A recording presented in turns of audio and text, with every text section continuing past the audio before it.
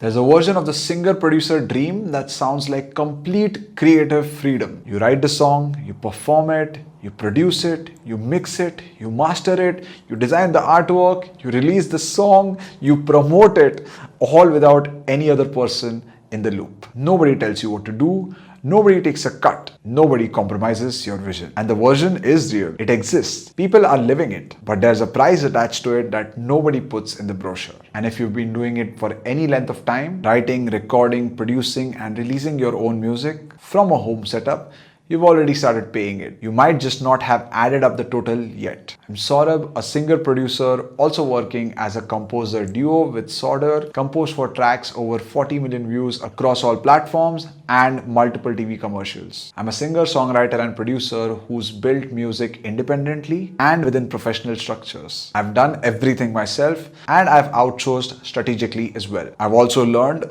sometimes expensively, where the line between the two should sit. This episode is that conversation, the honest one. Let's start with the one that everyone underestimates. A 3-minute song, when you're the writer, the performer, and the producer, can sometimes take weeks, sometimes months. And not because you're slow, not because you're undisciplined, but because each of these roles has its own timeline, its own demands, and its own particular way of stalling. The writing phase has no defined endpoint. You can always revise a lyric. You can always find a better melody. The song is never truly finished as a piece of writing. At some point, you just decide to stop. The performance phase depends on conditions that you can't entirely control. Your voice on a given day, your emotional state, whether you can access the feeling that a song needs on a particular day, or you're going through the motions. You can't schedule a great vocal take the way you can schedule a meeting. And the production phase, as we spoke in this video, has a production loop built into it. Fix one thing, something else needs fixing. No natural exit until you build one. Now multiply that across an EP,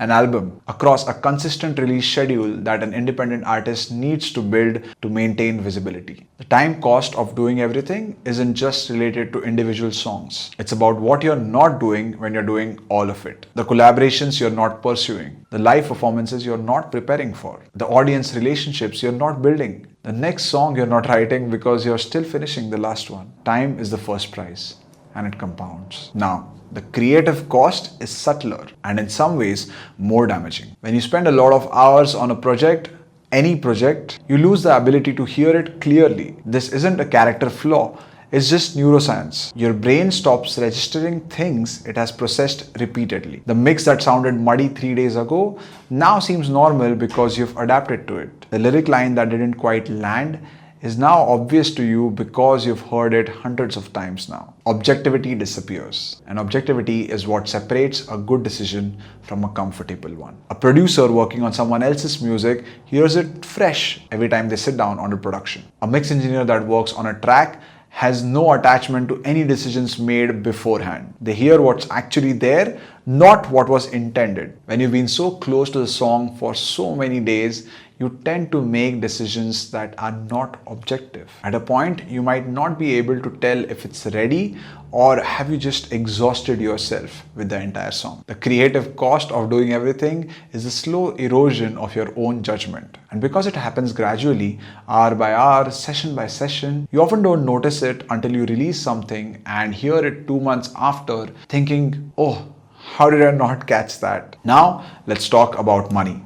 The financial cost. Because there's a persistent myth in independent music that doing everything means you're doing it in free cost. It doesn't. Self-releasing still costs money. Everything you're doing takes up extra time, and time costs money. Plugins that you buy, the distribution platforms that you work on, the meta ads that you'll be boosting through your own understanding, all of them cost you. And unlike a label or publisher who absorbs this cost in return for ownership, you're absorbing them entirely yourself. The financial cost of independence is real. It's manageable, but only if you're honest about what it actually is. Too many independent singer-songwriters treat their music as a zero-cost operation, right up until the moment where they start wondering why it's not profitable. Know what you're spending.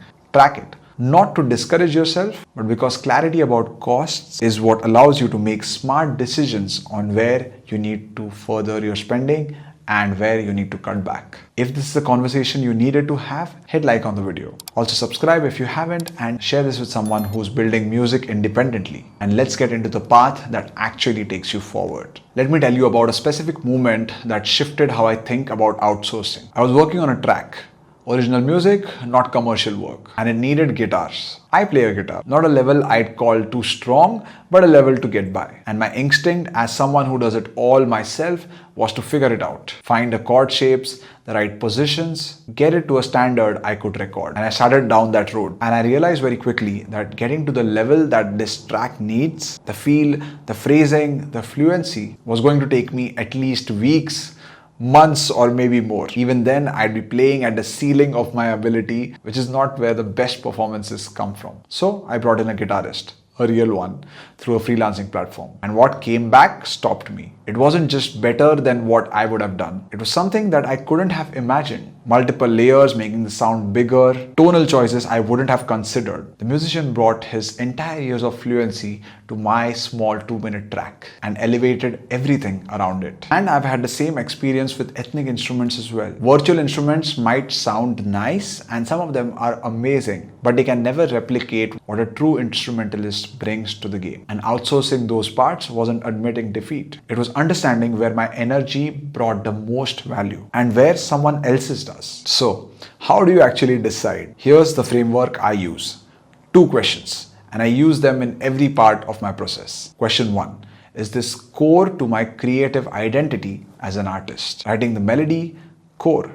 Performing the vocal? Core. Making the fundamental production decisions about what the sound should be like? Core. These are the parts of the process where your specific perspective, your specific voice, your specific taste is the irreplaceable ingredient. Nobody else can do these parts and produce the same result. These stay with you. Mixing to a professional standard when mixing isn't your strength, not necessarily core. Mastering, rarely core for independent artists. Graphic design for artwork when you have no design background, not core. Playing an instrument you don't play well, not core again. Question 2. Does doing this by myself make the music better, or does it just preserve my sense of control? This is the harder question, because a lot of what we hold in the sake of creative control is actually just control for its own sake. The attachment to doing everything by yourself can become an identity, and identities are hard to separate from genuine creative judgment. If doing it yourself is making the music better, keep it. If bringing someone in would make it better and your resistance is about ego or budget, consider outsourcing it. The goal isn't to do everything. The goal is to make the best music with the resources available to you. Sometimes those are the same thing. Oftentimes they are not. Know the difference. Here's where all of this connects. The singer-producers who sustain long careers, who keep releasing,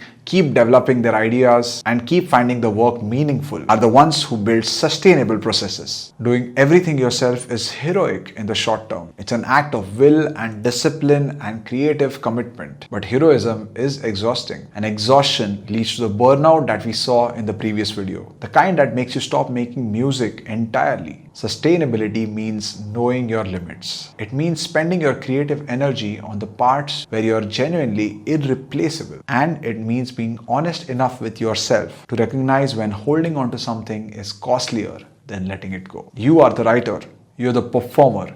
You are the producer. These roles are yours. Everything else is negotiable. Protect the irreplaceable parts. Be strategic about the rest. The price of doing everything yourself is real. Time, objectivity, money, all of it adds up. And pretending otherwise doesn't make you more independent. It just makes you less informed. Know what you're spending. Identify what is genuinely core to your creative identity and protect it fiercely. And be honest about the parts where someone else's expertise would make your music better than your determination ever could. The goal was never to do everything. The goal was always to make something worth hearing. Keep that as the priority. Build your process around it. I'll see you in the next one.